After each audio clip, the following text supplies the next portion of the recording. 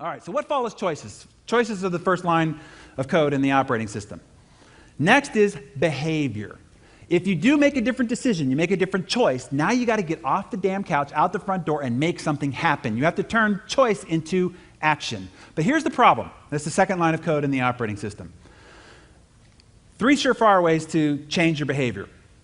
The biggest challenge is this. 95% of all of our behavior is completely unconscious, which means you're not even making a choice about it.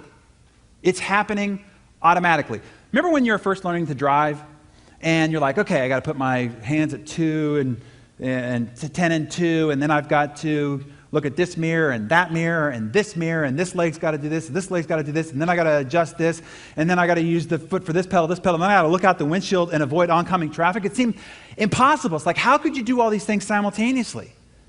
Well, now today, you can drive down the freeway, have a conversation, talk on the phone, put your makeup on, shave, right? God forbid, text. You ever been driving down the freeway and you look up, you're like, holy crap, I'm like 3 exits past where I was supposed to get off. You're completely unconscious about it because it's become automatic. See, your brain is constantly trying to take what you do and make it automatic so you don't have to think about all the things you need to be doing simultaneously. So you are literally sleepwalking through all of your choices throughout the day. So the first thing to do is to become aware.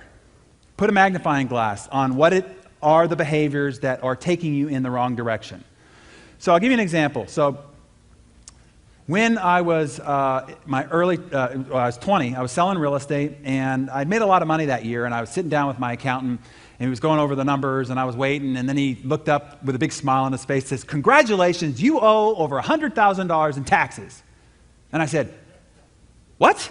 I don't have $100,000 just lying around to pay my taxes. He said, well, why not? You earned several times that. Certainly you set aside the money to pay your taxes. And I said, does the exasperated look on my face make it evident that I did not?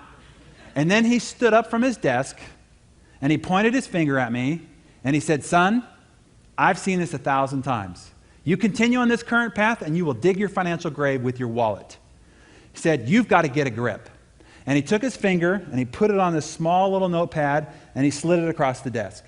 And he said, I want you to write down every single penny that you spend for the next 30 days. He said, I don't care if it's 50 cents to fill the air in your tire or $2,000 on a new suit. Every time money comes out of your pocket, you write it down. I said, yes, sir. And that's what I did. And it wasn't but a week or two where you're taking friends out to drinks. You go to the counter when you're filling up gas and you're buying things at the concession. When I started to look at how money had just been pouring out of my pockets without me even noticing. And as a result of just starting to track how I was spending my money, I went from earning a lot of money and not having any to earning the same amount of money and having a lot of it by just adjusting the behavior on how I spent my money. So now I get asked all the time. I've bought and tried hundreds of thousands of dollars of personal development tools. Been in this industry for 20 years. I've get sent them all. I get 25 copies of something every single week. This is the most powerful personal development tool there is, and it is a 50-cent notepad. And whatever it is that you want to change, just track it. And this is my go-to tool no matter what I want to change. If I want to change my diet, I write down everything that goes into my face. If I want to change my fitness, I write down everything I do exercise-wise. My wife's love language is appreciation.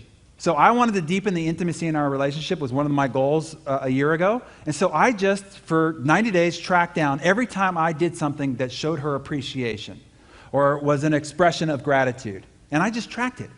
Here's what happens. I realized after a day or two, not much is going down. And then I'm conscious to try to get something down. So now I start doing the thing that actually is speaking to her love language. She responds to. Now all of a sudden there's deeper intimacy. It's as simple as that. But I promise you, the thing you think you're doing, if you don't actually take the physical effort of writing it down, you ain't doing. And you certainly aren't doing it consistent enough. Choose this as your tool. I'll tell you, it's transformational. So number one is awareness. By the way, there's a great story in the book about Kathleen, who used to work for me. She made $40,000 a year, put on a very, very simple plan. 1% savings at a time, and she's now a multi-millionaire. Fantastic story. Here's the next key. It's not what you need to do behavior-wise.